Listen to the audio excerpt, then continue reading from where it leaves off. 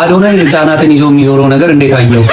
በጣም አሪፍ ነው። በርታ። ተማሪ ጥሩ ነው፣ ማድረግ ጥሩ ነው፣ የሚፈልጉትን ምርጫቸውን መከተል ጥሩ ነው፣ ማክበር ጥሩ ነው። ግን ሚዲያ ላይ ባታሳያቸው ጥሩ ነው። አዶናይ ወላሂ አንተን ሼም ይዞ ነው እንጂ እህት በጣም ስርዓተ ቢስ ነች። በጣም ነው ያፈላችሁ። ለአዶናይ ቢደርስ ሰው ስም ቢሰጠውም እያለ ፍሪደም እያለ ኮንፊደንስ በቅጡ ሲሆን ነው ሁሉም የሚለው ደስ። የአዶናይና የጃኒ ፉክክር ከቅንነት የመነጨ ወይስ ከክፉ መንፈስ? ሁለቱ እንዳልተለያዩ የሚያሳዩ መረጃዎች እየወጡ ነው። ሁለቱ ጥንዶች በሚያሳዩት ተግባር ላይ ተመስርተው ለቪዲዮ ብለው እንጂ አልተለያዩም የሚሉ ሰዎች በርክተዋል። ሰሞኑን በአዶናይ እህትና አክብረት ላይ ከባድ ተቃውሞ እየተካሄደ ነው። ለመሆኑ አዶናይና አክብረት የተገናኙት እንዴት ነበር? ከዚህ ቪዲዮ የተረዳነው አዶናይ ወደ ትግራይ በሄደበት ወቅት የህፃናት ማሳደጊያ ካምፕ እንዲጎበኝ በተጋበዘበት ወቅት ነበር ከአክብረት ጋር የተገናኙት።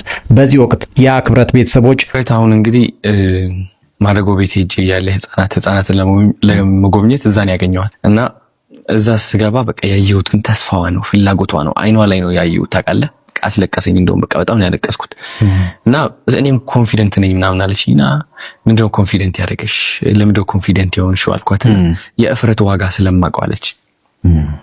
እፍረት ዋጋ እንደሚያስከፍል ታውቃለች።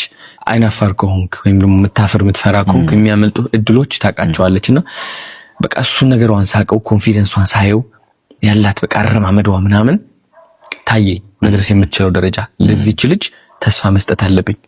አዲስ አበባ ይዤ እሄዳለሁ፣ እዚህ እናመቻቻለን ሁሉም ነገር፣ እኔ ፋይናንሻሊ ቴክ ኬር አደርጋለሁ፣ ከትምህርት ቤት ጀምሮ መጨረስ አለብን ተባባልን። ነገ ስለ ልጃቸው አክብረት ለአዶናይ ያጋጠማቸውን ውጣ ውረድና ፈተናዎች እንዲሁም የአክብረትን ተሰጦች አንድ ባንድ አስረዱት። የአክብረትን ታሪክ የሰማው አዶናይ ስሜቱን መቆጣጠር አቅቶት ሲያለቅስ ተመለከት ነው። አክብረትና አዶናይ እየተያዩ ማልቀስ ጀመሩ። እንባቸው የብዙዎችን ልብ የነካ ነበር። ስሜታቸውን የገለጹበት መንገድ ሁሉንም ሰው ያሳዘነ ነበር። ሁሉም ሰው ይህንን ቪዲዮ ከተመለከተ በኋላ አክብረት መልካም ነገር እንዲገጥማት ተመኘ። በአክብረት ታሪክ ልቡ የተነካው አዶናይ ታሪኩን ካዳመጠ በኋላ ለአክብረት ቤተሰቦችና ለአክብረት ብዙዎችን ያስገረመ ቃል ገባ። አዶናይ አክብረትን ወደ አዲስ አበባ በመውሰድ የሚችለውን ሁሉ ድጋፍ ለማድረግ ለቤተሰቦቿ ነገራቸው። ይህንን የሰሙት ቤተሰቦቿ የደስታ እንባ አነቡ፣ ደስም አላቸው። በተለይ ደግሞ አክብረት ላይ የታየው የደስታ ስሜት እንባና ደስታ የተቀላቀለበት መሆኑ አክብረት ምን ያክል አስቸጋሪ ሕይወት ውስጥ እንደነበረች ማሳያ ነበር።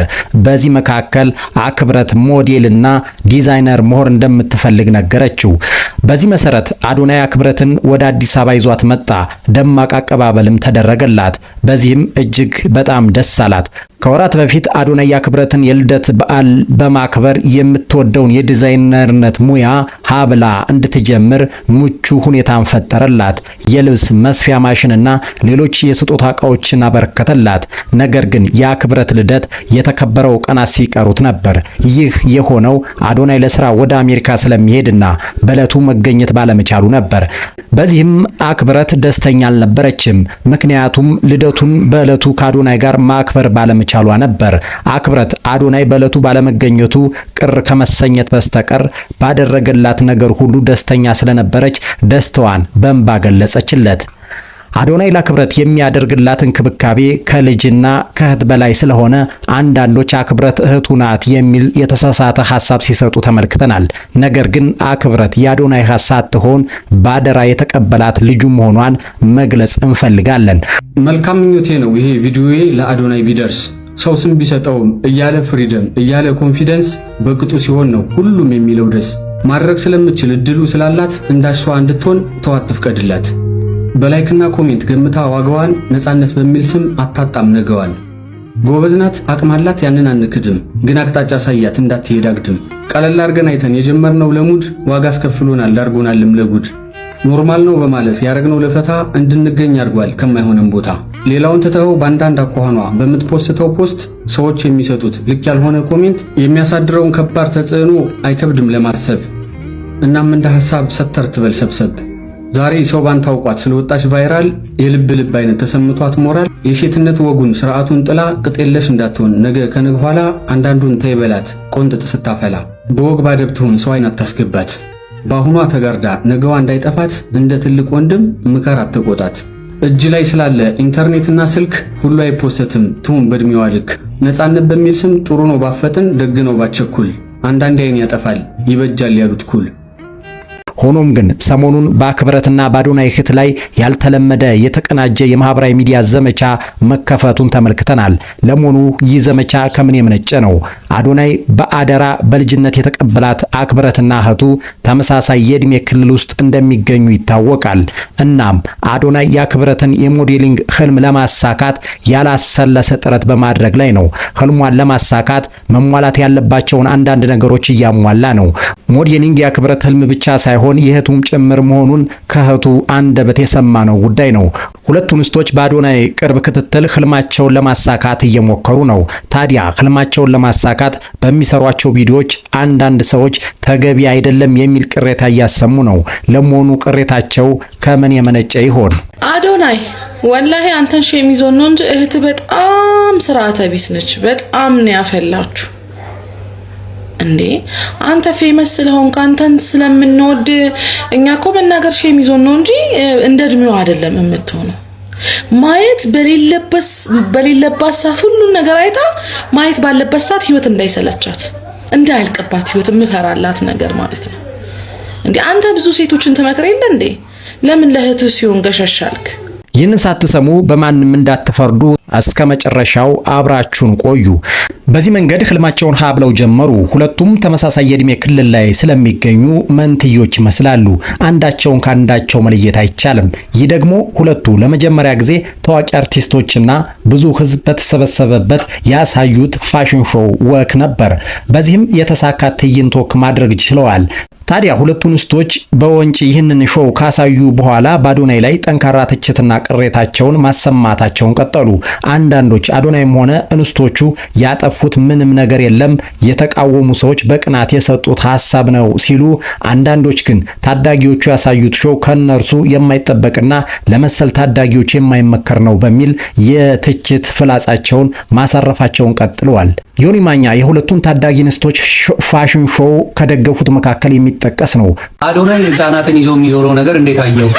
በጣም አሪፍ ነው፣ በርታ፣ ህፃናቶች ይበረታቱ ይላል። ታለቅ እና አሮጊት ይዞ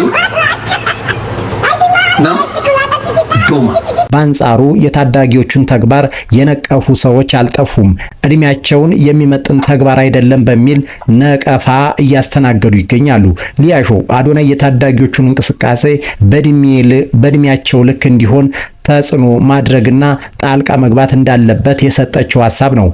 እና አሁን ላይ እነዚህ ልጆች በዚህ እድሜያቸው እንደዚህ ጭራሽ አርቲስቶች ምናምን ሞዴሎች የተሰበሰቡበት ላይ ፋሽን ሾው የወሰድክ እያሳየ ቬል ሱሪ እያደረግ ጫማ እያረቅን ሁማኔር እያሰራ እንደዚህ ሊፕስቲክ ይቀባ አርገስ ስታሳድግ ያችኛዋ የደሃ ምስኪን ልጅ አንተን የሚከተሉ ልጆች እና ህጻናቶች እነሱን መሆን የሚፈልጉት ያንን ነገር ማግኘት ሲያቅታቸው በልጅነታቸው ምን ሊያደርጉ ይችላሉ? ትምህርታቸውን ይማራሉ ወይስ የሚከታተሉት እነዚህ ነው? ምንድነው የሚያደርጉት? ምን ህይወት ውስጥ ይገባሉ ብሎ ማስተዋል ጥሩ ነው። ማስተማር ከዚህ ባለፈ እንስቶቹ ከታዋቂ አርቲስቶች ጋር በመገናኘት ቃለ መጠይቅ ሲያደርጉ ተስተውሏል። አሁን መጀመሪያ ላይ ወደ አነሳነው ሐሳብ እንምጣ። ሰዎች ታዳጊዎቹ በሚሰሩት ቪዲዮና የሞዴሊንግ ሾው ለምን እንደተቃወሙት ላስደምጣችሁ። የዚህ ሰው ንግግር ታዳጊዎቹ የሚያደርጉት ተግባር ካለእድሜያቸው እንደሆነ የሚገልጽ ነው። ይህ ደግሞ አዶናይ ሼም ይዞት እንጂ በታዳጊዎቹ እንቅስቃሴና ተግባር ደስተኛ አይደለም የሚሉም አልጠፉም። በተለይ እህቱ የምታደርገው ነገር ከእድሜዋ በላይና ያልተገባ እንደሆነ ትናገራለች። በታዳጊዎቹ ላይ የተነሳውን ተቃውሞ የተመለከቱ ሰዎች ታዳጊዎቹም ሆነ አዶናይ ያጠፉት ነገር እንደሌለ በድፍረት የተናገሩም አሉ።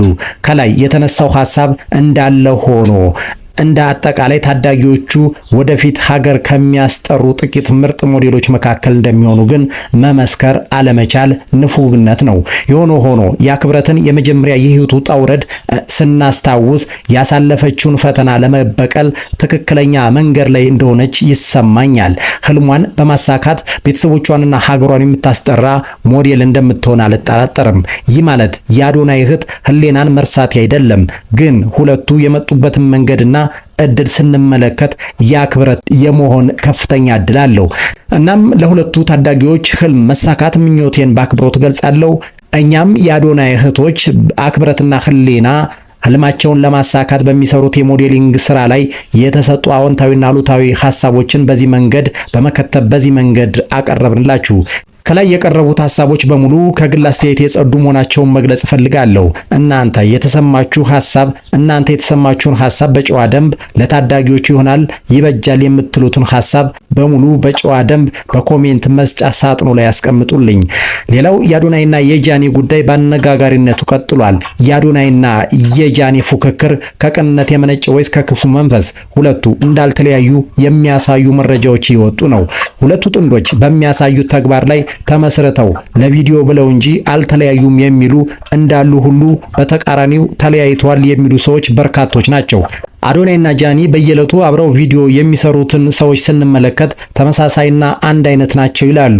ከዚህ ባሻገር ሰዎቹ አንድ አይነት ከመሆን ባለፈ ይዘታቸውም ተመሳሳይና ልዩነት የማይታይበት ነው በሚል አብረው የሚሰሩትን ሰዎችና ይዘታቸውን በማሳየነት ያነሳሉ።